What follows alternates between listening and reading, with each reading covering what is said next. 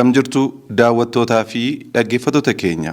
Hojiiwwan kutaa magaalaa Malkaanonnoo keessatti baajata mootummaa kenna tajaajila lammummaa fi deeggarsa abbootii qabeenyaan hojjetame isiniif dhiyeessinaatii hanga dhuma sagantaa keenyaatti obsaan akka nu daawwattanii fi dhaggeeffattan kabajaan isin gaafanna.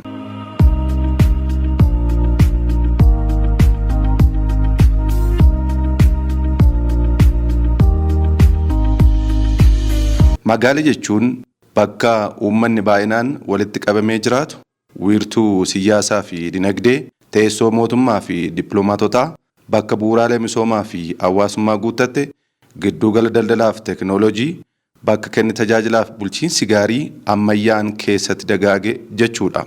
Magaalonni biyya keenyaa waggoota hedduuf uummata Oromoof adaamii ollaa agamsaa itti ta'uun bakka keessa jiraatu otoo hin taane bakka itti hidhamuu fi itti salphatu qe'ee isaa irrattillee hamma ilma boojuu yookaan ilma mixii kabaja bakka itti dhabe akka ta'aa ture ni beekama. Weenniin maaliif duuti jennaan sababa gugaasheef akkuma jedhamu uummanni Oromoos sababa qabeenyaa fi guddummaa isaaf jaarraa tokkoof walakkaaf shira siyaasaan qe'eef qabeenya isaarraa akka buqqa'u magaala isaarraas dhiibamee akka ba'u ibsituu maalummaa isaa kan ta'e afaan, aadaa, duudhaa fi seenaan isaa akka badu godhamaa tureera. Galanni guddaan warra hojiin isaanii bara baraan dacheen ol jiraatu gootota wareegamtoota keenya warra lubbuu dhabuun qaamaa qalbii miidhamuun har'a bilisummaan akka jiraannuuf sababa nuuf ta'aniif haa ta'uutii uummanni Oromoo waggaa 150 booda aangoo siyaasaa karaa nagaa addunyaaf fakkeenya ta'e qabachuun biyya guddummaan uummata Oromoo keessatti mirkanaa'ee fi magaalaa maalummaa isaa ibsitu ijaaraa jira. Injifannoowwan argaman keessaa injifannoo hangafa hedduu qabna. Injifannoon tokkoo fi inni guddaan hundeeffama magaalaa Shaggari. Yaa Oromoo abbaa maasaa jarii Finfinnee kan keetti Shaggarii. Mootummaan jijjiiramaa paartii badhaadhinaan hoogganamu seenaaf seenessa uummata Oromoo magaalaa keessatti sirreessuuf onkoloolessa 11 bara 2015 hundeeffama bulchiinsa mootummaa naannoo Oromiyaatti aanee seenaa irratti kan galmaa'e dambii lakkoofsa 233 muraa 2015 caffeen bulchiinsa mootummaa naannoo Oromiyaa tumeen magaalaa Egereef siidaa uummata Oromoo kan taate kutaalee magaalaa 12 aanaalee 36 kan qabdu baay'ina uummata miiliyoona 2,156,923 fi bal'ina lafa hektaara 1,160,892 irratti bulchiinsa magaalaa Shaggar hundeessee jira. Kutaa magaalaa bulchiinsi magaalaa Shaggar qabdu keessaa hojiiwwan fayyadamummaa uummata keenyaa mirkaneessan hojjechuun maqaa masoo bakka Shaggar jedhamu kan argattee fi badhaasa pirezidaantii bulchiinsa mootummaa naannoo Oromiyaa bara 2017 kan injifatte kutaa magaalaa jireenyaaf, investimentiif, daldalaa fi nageenyaan adda durummaan kan filatamte baay'ina uummataa 313,687 bal'ina lafaa hektaara 5,167.4 fi aanaalee 3 kan qabdu sabaaf sablammoonni wal danda'uun jaalalaaf tokkummaan kan keessa jiraatan kutaan magaalaa Malkaanonnoo ishee tokkodha. Kutaan magaalaa Malkaanonnoo erga hundooftee hojiiwwan bu'uuraalee misoomaa fi hawaasummaa hedduu baajata mootummaa kenna tajaajila lammummaa fi deeggarsa abbootii qabeenyaan hojjechuun jiraattonni ishee akka irraa fayyadamaniif tajaajilaaf banaa gootee jirti.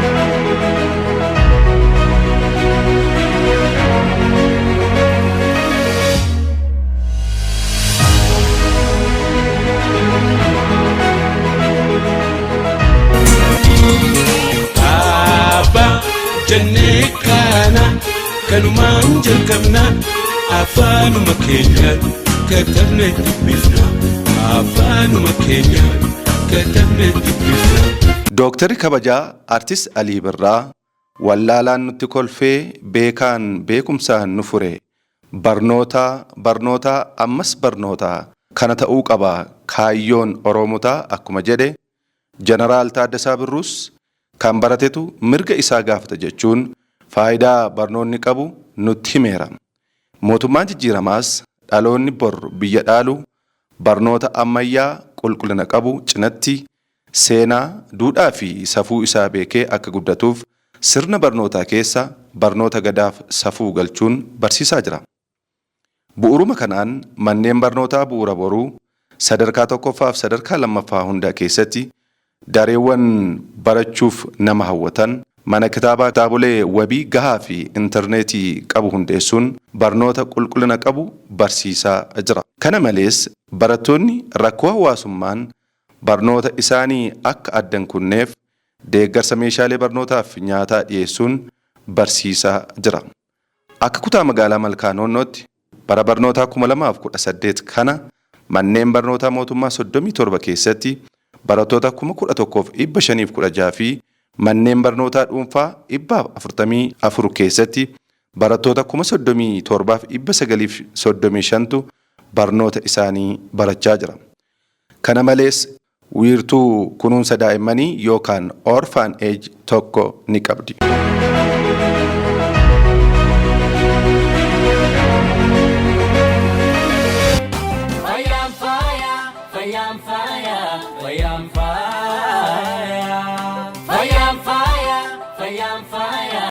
Fayyaan faaya kan fayyaa qabu fiigee qaqqaba fiigees jalaa ba'a akkuma jedhamu mootummaan paartii badhaadhinaan hoogganamu waan kana hundeerraa hubachuun fayyaa lammiilee eeguuf yeroo kamiyyuu caalaa misooma fayyaa irratti karaa addunyaaf fakkeenya ta'uun imaammata fayyaa dhukkuboota dursanii ittisuu fi yaalanii fayyisuu baafachuun ciminaan irratti hojjechaa jira. Kutaan magaalaa Malkaanoonnoos dhaabbilee fayyaa fi manneen qorichaa hawaasaa babal'isuun ogeessota fayyaa muuxannoo qabaniin tajaajila yaala xixiqqaa hanga yaala baqaqsanii yaaluutti kennaa jirti. Kutaa magaalichaa keessatti dhiyeessiin qorichaa akka hin mudanneef dhaabbilee miti mootummaa waliin ta'uun ciminaan hojjechaa jira.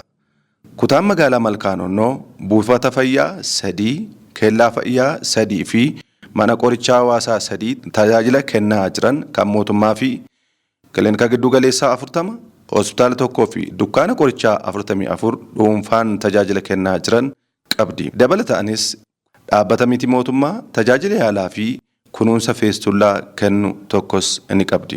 Yaa obboleessa koo sittiin himaa haalli garii namaan deema finda gatiin beeka jirtu imaammaddu gara guddinaatti.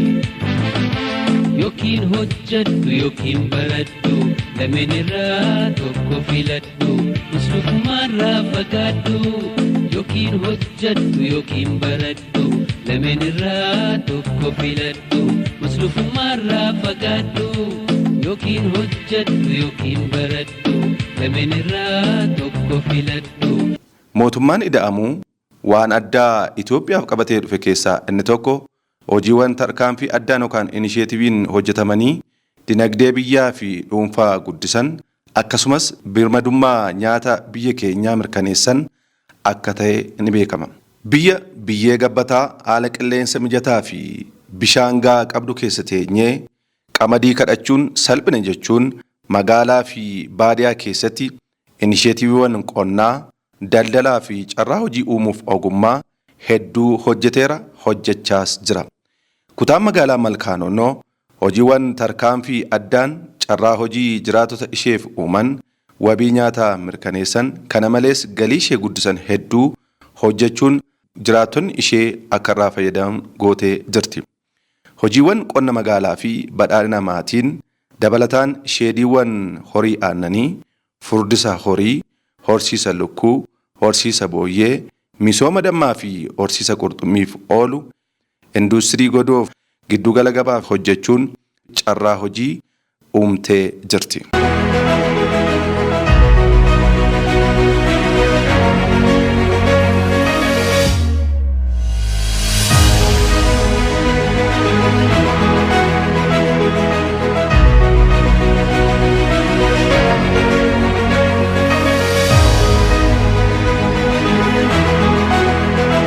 Magaalonni biyya keenyaa kaleessa keessa jiraachuuf miti keessa darbuuf kan nama jibbisiisan bakka miidhaginaa otoo hin taane bakka balfi itti gatamu, bakka qananiin jiraatan otoo hin taane bakka cabanii keessa jiraatan, bakka fayyaa argatan otoo hin taane bakka fayyaa ofii itti dhaban, bakka bari'uun lafaa fi waqtiin gannaa itti jibbamu akka ta'e seenaan jiraattota magaalaa dhugaa ni ba'a. Mootummaan ida'amuu rakkoo kana hundeerraa jijjiiruuf lafa magaalomsuu, nama magaalomsuu fi mootummaa magaalomsuu hojiirra oolchuun magaalli kamiyyuu bakka jiruuf jireenyaaf, daldalaaf, carraa hojii uumuu fi bashannanaa taatee akka filatamtuuf tarkaanfiiwwan adda addaa fudhachuun irratti hojjechaa jira. Bulchiinsi kutaa magaalaa Malkaan Noonnoo magaalaa hawwattuu jiruuf jireenya dhala namaaf mijattuu akka taatu gochuuf misooma kooridarii, bakkeewwan bashannanaa, daldalaa, iddoowwan ispoortii, bakka dhaabbii konkolaataa fi chaarjii konkolaataa of keessaa qabu, misooma daandii, aspaaltii, dhakaa bocame, cirracha, riqacha adda addaa, hojiiwwan magaalomsuu fi mandaroota moodelaa baajeta guddaa ramaduun karaa qulqullinaaf ariitii qabuun halkanii fi guyyaa hojjechaa jira. Bakkeewwan tuurizimii 86 bulchiinsa magaalaa Shaggar adda baasee qabu keessaa bakkeewwan 6 kan kutaa magaalaa Malkaa Noonnooti. Isaanis mana seena qabeessa Anfoo yookaan Anfoo Historical House, Laga Tocee, Tulluu Jamoo, Gaara Dhaamotaa, Ardaa Jilaa Dirree Araaraa, Ardaa Jilaa Tolchaa fi Fincaa'aa Sareeti.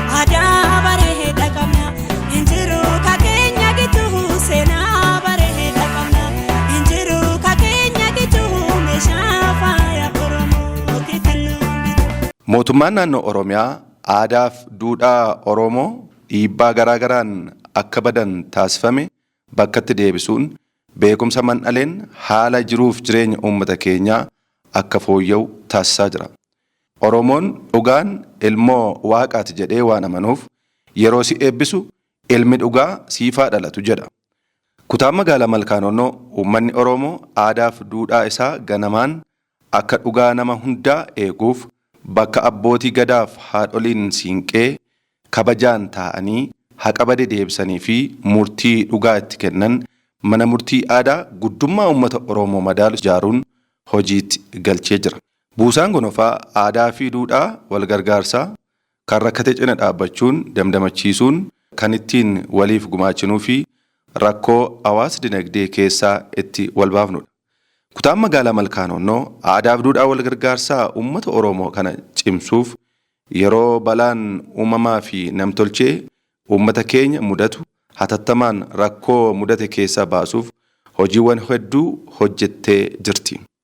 Hojiiwwan kanaanis qarshii miliyoonaan lakkaa'amu gosa midhaanii fi meeshaalee adda addaa hedduu walitti qabdee jirti. Kan laattuu fi kan nyaatu hin dhabiin akkuma jedhamu kutaan magaalaa Malkaa Noonnoo tajaajila tola ooltummaa fayyadamuun mana barumsaa bu'uura boruu 25, mana harka qalleeyyii 110, bakka tapha daa'immanii 3, bakka tursiisa daa'immanii hawaasaa 3, mana murtii aadaa 3, mana barumsaa sadarkaa 1ffaa 2, daree dabalataa 4, ijaarsa kellaa fayyaa 1 fi ijaarsa bilookii dabalataa buufata fayyaa 2, akkasumas bu'uuraalee misoomaa fi hawaasummaa jiraattota keenyaaf bu'aa guddaa buusan hedduu kenna tajaajila lammummaa fayyadamuun hojjettee jirti.